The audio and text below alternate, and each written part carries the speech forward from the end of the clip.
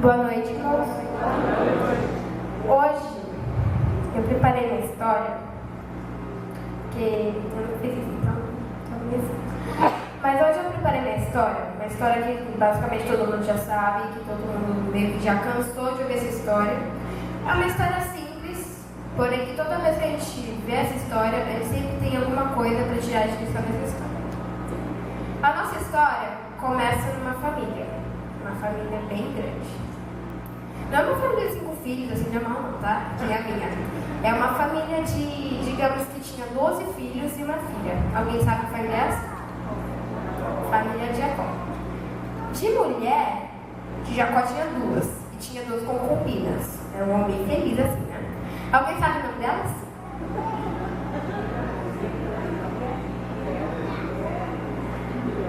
Isso mesmo, era Raquel, Lia, Bila e Zilpa. E de filho, alguém lembra? O filho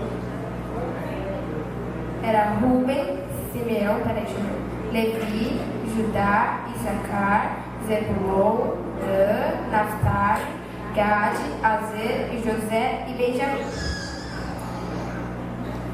Só que tem um problema. Jacó tinha preferência por José. E José não era aquele menininho bonitinho, ele era meio que um menino que os irmãos não gostavam muito dele, sabe? Porque ele ficava cutucando os irmãos, o papai gosta de mim, não gosta de você. E assim foi durante a vida toda. Ele tinha sonhos, o papai acreditava. Ele tinha tudo e o papai acreditava. Para vocês terem uma ideia, o papai dele deu uma capa colorida, linda pra caramba. E aquela capa dizia mais ou menos assim: você vai liderar essa família e que seu irmão Rubens vá, porque ele não vai liderar essa família. Aí, então, ele ensinou José a ler, a escrever e a contar.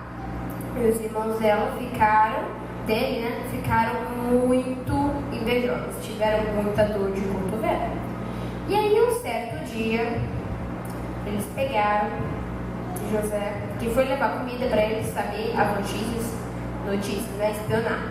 E eles ficaram com tanta raiva que eles pegaram e tacaram no poço, que era para eles matar. Só que aí Judá falou: não vamos matar. E tacaram dentro do poço. Aí estava passando uma caravana. E aí o que eles fizeram? Vamos ler? Gênesis 37. Gênesis capítulo 37, versos 24 a 27.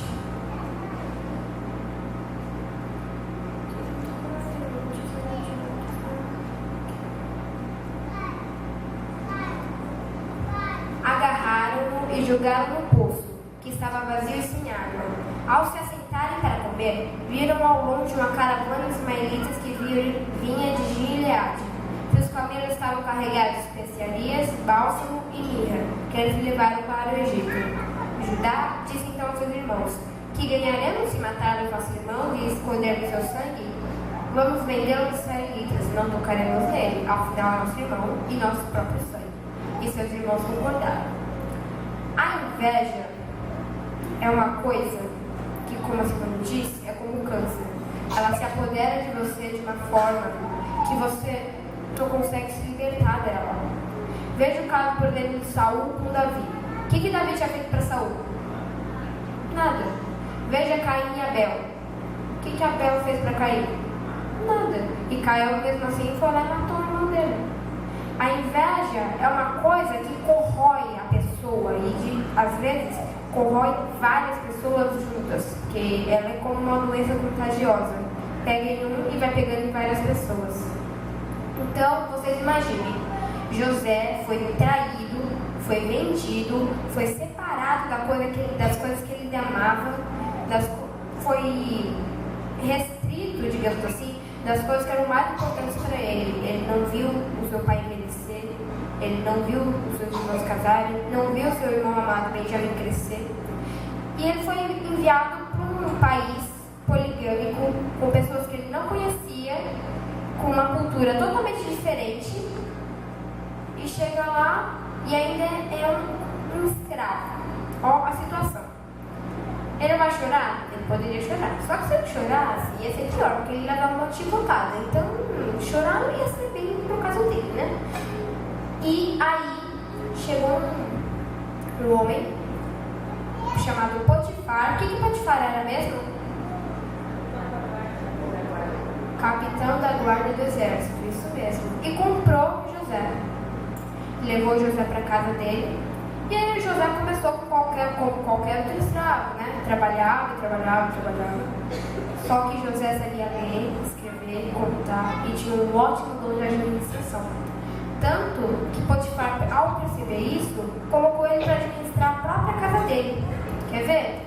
Vamos ler Gênesis 39, versos 3 ao 5. Quando este percebeu que o Senhor estava com ele e o que fazia prosperar em tudo que realizava, agradou-se de José e tornou administrador de seus bens. Potifar deixou a seu cuidado a sua casa e lhe confiou tudo o que possuía, desde que o deixou cuidando de sua casa e de todos os seus bens. O Senhor abençoou a casa do egípcio por causa de José. A bênção do Senhor estava sobre tudo que Potifar possuía, em casa como no campo. Então José tomava conta de tudo, menos de uma coisa. O que era essa coisa que ele não tomava conta, que ele não podia mexer? Era a esposa de Potifar. Aí está o grande problema, né? Não é uma simples esposa, porque para você ser esposa de um capitão da guarda do exército, você não precisa ser uma mulher qualquer, você tem que ser a mulher, tem que ser tratada como aqueles leis lá de mirra, aqueles cegos lá, tem que ter piscina na sua casa, tem que ser tudo bem assim, entendeu? É como se fosse tipo, a Torre. Ela era tipo só abaixo, em questão de beleza, não devia ter alguma coisa só de diferente da mulher do próprio faraó, né? E essa mulher, ela tinha um problema, ela era meio que infiel ao seu marido. E aí um certo dia, José estava lá fazendo as coisinhas dele, né, na casa. E aí chega a Bela e fala: ô José, vamos lá, vê se ele está comigo, vem cá, vamos junto comigo. E aí, imagina vocês, homens ou garotos, adolescentes, vocês estão lá trabalhando, aí do nada chega a Angelina Jolie ou qualquer outra atriz que vocês gostem atrás de você e fala: vamos comigo? O que vocês falam?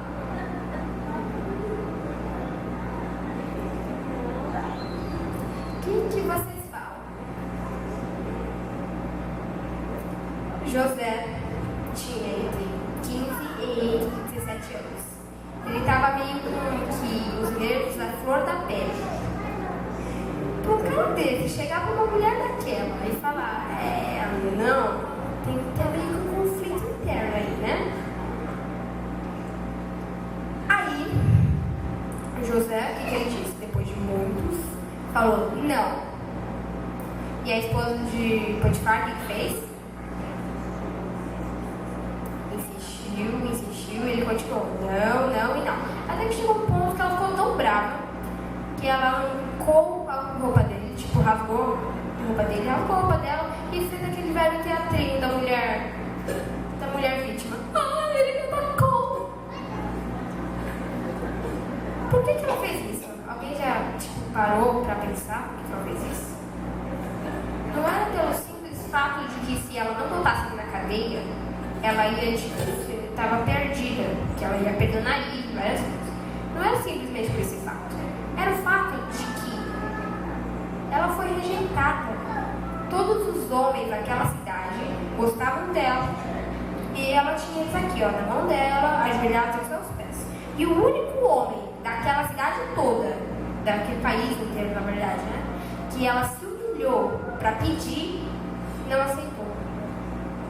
Então, ela colocou ele na prisão. Potifar não aceitou, né? Porque ficar com fama de chifrudo não é muito legal. E José foi para a prisão. Imagina, você faz tudo que Deus pede, tudo direitinho, e você vai acabar na prisão. Meu pai, hoje de manhã, comentou comigo que mesmo José tendo a bênção do seu pai, tendo a bênção de Deus, ele passou por dificuldades. Ele foi separado de tudo que ele gostava, ele foi lançado na prisão, sendo fiel a Deus. E com um propósito. Ele foi mandado para lá também para tirar o mimo dele, entendeu? Porque ele era filho queridinho, depois ele foi escravo queridinho e agora ele precisava quebrar aquele mimo dele, né? Ele foi para lá, ficou 2 anos na prisão. Nesses 2 anos, ele adquiriu a confiança do carcereiro. Adquiriu a confiança de tal modo que, chega aqui, que em Gênesis 39, 23, está escrito assim: o carcereiro não se preocupava com nada do que estava a cargo de José, porque o Senhor estava com ele e lhe concedia bom êxito em tudo que realizava. Então o carcereiro não se preocupava com nada. Teve até um filme de José que eu assisti que estava dito assim: o carcereiro nunca fora tão rico, o faraó nunca gastou tão pouco com a prisão, e os prisioneiros nunca comeram tão bem. Para vocês terem uma ideia de como José era abençoado.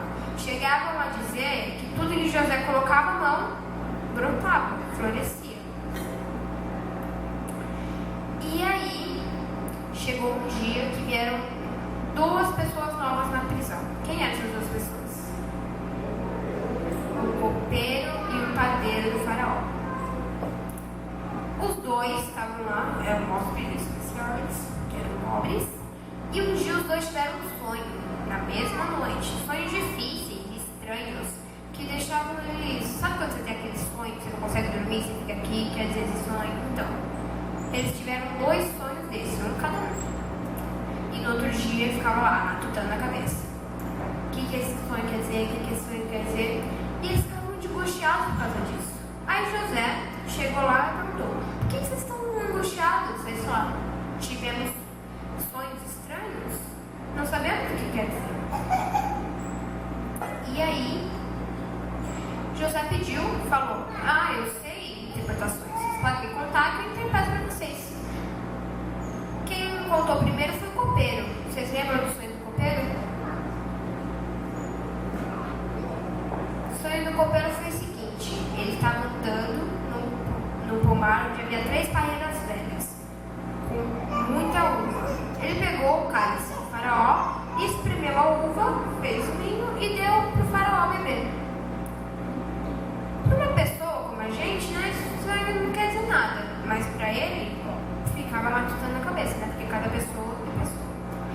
E o significado desse sonho foi... Alguém se lembra?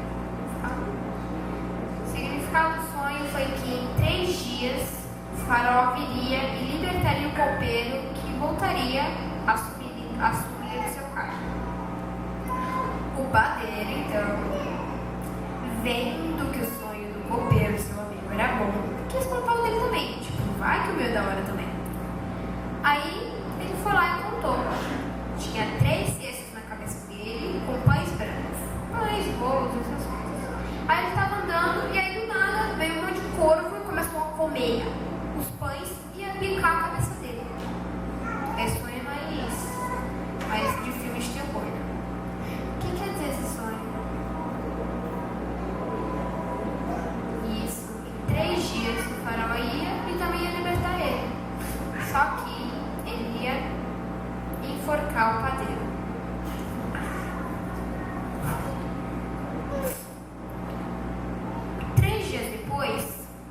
O copeiro foi levado para voltar a assumir seu cargo e o padeiro foi enforcado. Só que José tinha pedido para o copeiro se lembrar dele quando chegou no faraó e pedir para ele. Só que quando o copeiro saiu, ele não se lembrava mais. Muitas vezes nós também nos sentimos assim.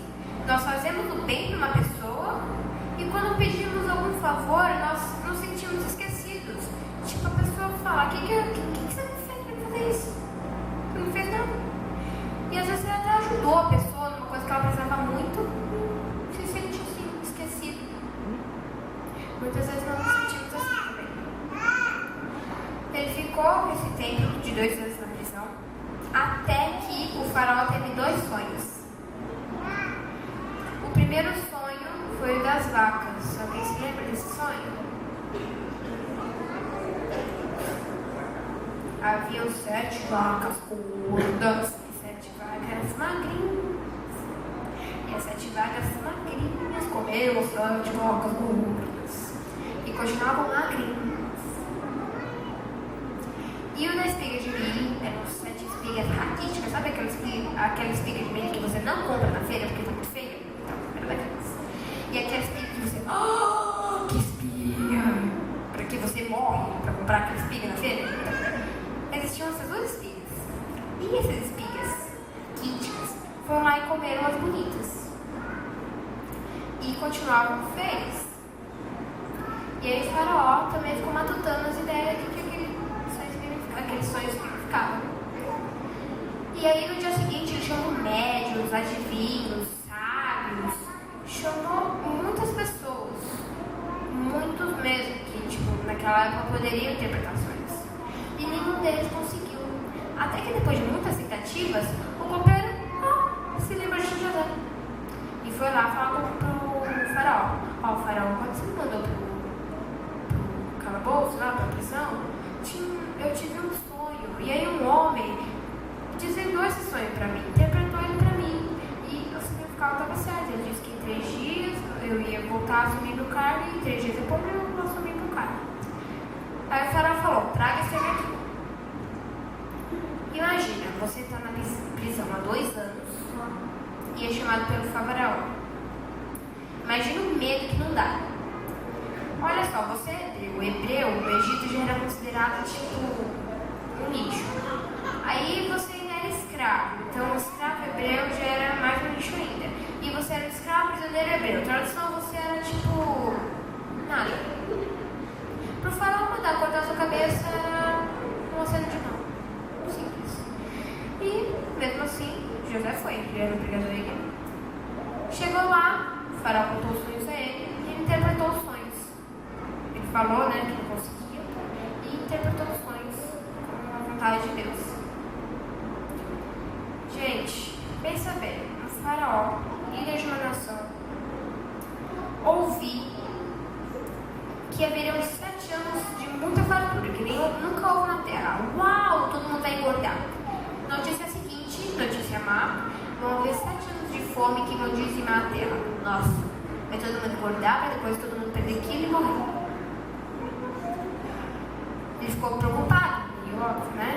E perguntou para José se não havia nenhuma outra meio de evitar isso. E aí José deu uma solução enviada por Deus, né? Porque a solução não poderia ser humana.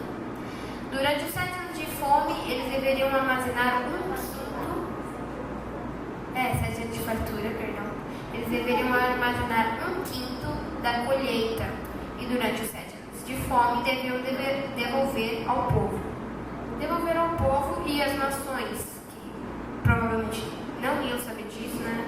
Provavelmente não iam saber, e viriam comprar, e assim aumentaria a riqueza do faraó e evitaria do Egito ser destruído pela fome. Só que, para armazenar esse 1/5, o faraó deveria colocar uma pessoa honesta, fiel, para armazenar o 1/5 sem roubar e armazenar para ele mesmo, e etc. E o que o faraó fez? Vamos ler? Gênesis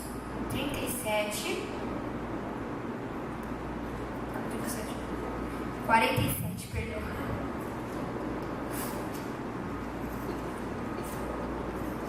47, verso 24 a 27.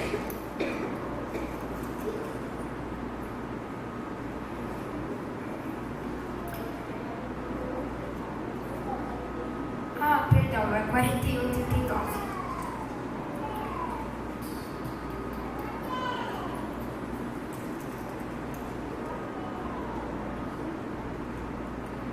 Disse depois o faraó a José: uma vez que Deus lhe revelou todas essas coisas, não há ninguém tão criterioso e sábio como você. Você terá o comando de meu palácio e todo o meu povo se sujeitará às suas ordens. Somente em relação ao trono serei maior que você. Então o faraó confiou um escravo prisioneiro hebreu para tomar conta de uma nação inteira, para salvar aquela nação da fome. Para você ver como José era abençoado por Deus. 7 anos de fartura. José se casou com a Zenate, que era filha do sacerdote. Foi armazenando no quinto dos grãos, toda a colheita. E ele teve 2 filhos. Qual o nome dos filhos dele? Manassés e Efraim. Ele teve 2 filhos, os filhos foram crescendo e chegou aos 7 anos de fome. Tudo bem, chegou aos 7 anos de fome, normal, foi distribuindo a comida entre o povo, até que aquela família lá de Canaã ouviu falar que no Egito tinha comida. E aí foi uma caravana de 9 irmãos, para lá. Mas peraí, não eram 12? José foi embora, eram 11. Por que foram 10? Porque Benjamim ficou. Por quê? Jacó tinha tanto zelo por Benjamim, depois que José foi levado, que ele não deixava mais Benjamim sair de casa. Ele se tornou um pai super protetor. E aí, foram lá, né? Chegou lá, José, imagina José. Ele já tinha perdoado os irmãos, mas chegaram os irmãos que fizeram coisas basicamente horríveis com você. Por mais que você tenha perdoado, ainda vai ficar aquele negócio. E aí, imagina José, o coração. Imagina a cabeça. Eu tenho que me vingar desse cara, eu tenho que me vingar desses caras. José, calma, você não tem que se vingar. Você perdoou. Espera. E aí, ele ficou totalmente descontrolado, assim, respirou fundo e foi atender os irmãos. Atendeu os irmãos, deu os irmãos como espias e jogou todos eles na prisão, os 10. Falou, eu não acredito em vocês. Se vocês são 12 irmãos e um morreu, deveria estar 11 aqui. Porque são os ladrões. Nosso subirmão Benjamim ficou com o nosso pai. Eu não acredito em vocês. Vou deixar Simeão aqui na prisão. Vocês voltam, buscam Benjamim e vêm pra cá. Por que José fez isso? Ele queria testar os irmãos. Queria ver se os irmãos tinham um amor por Benjamim, porque eles não tiveram por ele. Queriam ver se os irmãos, na verdade, tinham mudado. O tempo passou, eles voltaram para casa e Simeão ficou lá. Jacó deixou ou não deixou Benjamim? Não deixou. E o tempo passou. E a comida foi acabando. E eles estiveram na situação 0 de novo. 0% de comida. E aí, pai, deixa Benjamim ir, senão todo mundo vai morrer de fome. Depois de muito protelar e pedir para Jacó se viu obrigado a deixar eles ir. E Benjamim foi com seus irmãos. Chegando lá, quando José ouviu que eles estavam chegando, o que ele fez? Preparou um banquete para eles. Deu um banquete, Simeão estava lá com eles. Preparado o banquete, acabado o banquete, ele deu para eles irem embora. Só que José tinha feito uma coisa antes deles irem embora. O que ele fez? Ele colocou a sua taça ou cálice dentro da mochila, não sei se é mochila ou bolso, ou saco de armamento de Benjamim. E eles foram embora. Imagina, você está na metade do caminho lá, andando, tudo normal, aí chega um monte de guarda de você, assim, tipo, chega um monte de guarda de você falando, vocês roubaram o imperador, tipo, governador, desculpa. Vocês roubaram o governador, tipo, cara, a gente não roubou ninguém. Por que isso? Aí eles começam a abrir o saco chorando, começam a entrevistar. Aí abre, Rubens, Simeão, vai. Aí chega no Benjamim, abre a bolsa de Benjamim e lá está a maravilhosa bela história da taça do governador do Egito. E pior que os irmãos de José tinham meio que um hábito de fazer as coisas sem risca, sabe? Então eles falaram, quando começou a abrir as bolsas de todo mundo, se você encontrar na bolsa de alguém aqui, aquela pessoa ia morrer e todos nós somos escravos. Então, nesse caso, Benjamim ia morrer. Levaram todo mundo lá de volta para o Egito. De volta ao Egito, José ameaçou Benjamim de torná-lo escravo. E os irmãos ficaram desesperados. Peraí, ele não pode se tornar escravo, nosso pai vai morrer. Vocês deviam ter pensado nisso antes de roubar. Não, mas o nosso pai vai morrer, ele já perdeu um filho amado, ele não vai aguentar perder outro, o coração não vai aguentar. E eles ficaram furiosos. Até que o ponto em que os irmãos próprios se ofereceram para ficar como escravos no lugar de Benjamim. Aí José não aguentou. Foi demais pro coração dele. Ele não teve infarto não, tá, gente? Ele não aguentou mais segurar aquela máscara. Porque por mais que a pessoa consiga segurar a máscara, por mais que a pessoa consiga, assim, ser falso, entre aspas, né? Fingir que é outra pessoa por um longo tempo, um dia aquela máscara dela vai cair. E não vai cair por outra pessoa. Não é uma pessoa que vai descobrir. É você que vai deixar a sua máscara cair. E aí, José deixou a sua máscara cair. E aí, tipo, ele abraçou os irmãos, né? Tipo, os irmãos. Cara, você é governador do Egito. Por que você tá abraçando a gente, velho? Tá entendendo? Aí, José se lembrou, né? Tinha que tirar aquele exame da cabeça. Ele tirou. Aí todo mundo, tipo, José, ele vai matar a gente, ele vai matar a gente, ele vai matar a gente, ele vai matar a gente. Aí José pega, eu perdoei vocês. Ele, tipo, ele não vai matar a gente. Imagina o alívio que uma pessoa sente quando é perdoada. Imagina o alívio que uma pessoa sente quando é perdoada e sabe que aquela pessoa não vai matar ela. Foi o que os irmãos de José sentiram. E aí José falou, corre, volta pra casa, chama o pai, chama as mulheres de vocês, chama todo mundo e traz pra vir aqui morar no Egito. Imagina a correria que não foi pra eles voltar pra casa. E pra contar pro pai. Pai, José tá vivo. Como assim José tá vivo? Então, né, pai? Então, é uma história bem complicada. Vamos pro Egito? No caminho de conta. Vamos pro Egito no caminho de conta. Imagina. Então, vocês imaginem uma família que pela discórdia, pela inveja, uma pequena inveja, assim, dos irmãos, andou, entre aspas, pisando em ovos por um triz, não acabando com aquela família por 20 anos, por causa da inveja. Os irmãos aqui não tem inveja não, né? Inveja de um irmão que canta melhor que você, inveja de um irmão, que sempre é escolhido para ser dirigente, inveja do seu próprio irmão, que ganha uma roupa que você queria, que você escolhia. Ninguém quer ter esse tipo de inveja não, né? Como a Simone disse, a inveja apodrece os ossos, ou como câncer. Inveja é um sentimento muito mau. Inveja, eu acho que é um dos piores sentimentos que existe. Inveja pode causar briga, inveja, e a briga pode rachar uma família no meio. Uma família pode ter a tradição de todo ano fazer o Natal, almoçar, Dia das Mães, no mesmo local. Uma briga pode acabar com tudo isso, sabia? A família pode se dividir, uma parte da família pode não falar com outra, e em alguns casos a pessoa pode até mudar de nome para não pertencer mais àquela família. José também teve seus erros. Ele era o X9 da família. Quem é que gosta de ter um irmão mais novo X9? Ninguém gosta de ter um irmão mais novo X9. É um daqueles irmãozinhos, entendeu? Que o papai sempre gosta mais dele, porque ele conta que os outros irmãos mudam de lugar. Aí ele, eles são fora do lugar. E tipo, a professora, suspensão. Tipo, nossa, cara, eu te odeio. Entendeu? Tudo isso leva a uma série de fatores, ó. José era o preferido do pai, era o X9.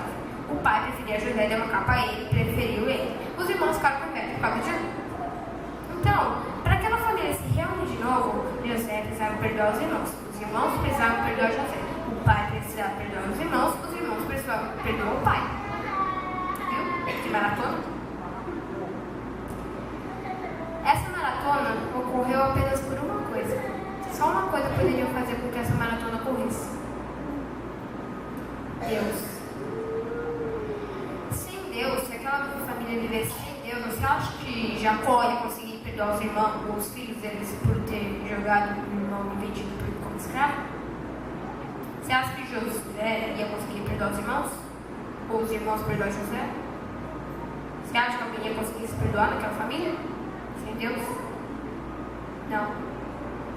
Deus é a chave do nosso sucesso. E mesmo José, sendo fiel a Deus, não queria dizer que ele ia ser governador do Egito. Porque Estevão também foi fiel a Deus, que é o fim dele. E morreu. Apedrejado, a pior morte da época. Não, a terceira pior morte da época.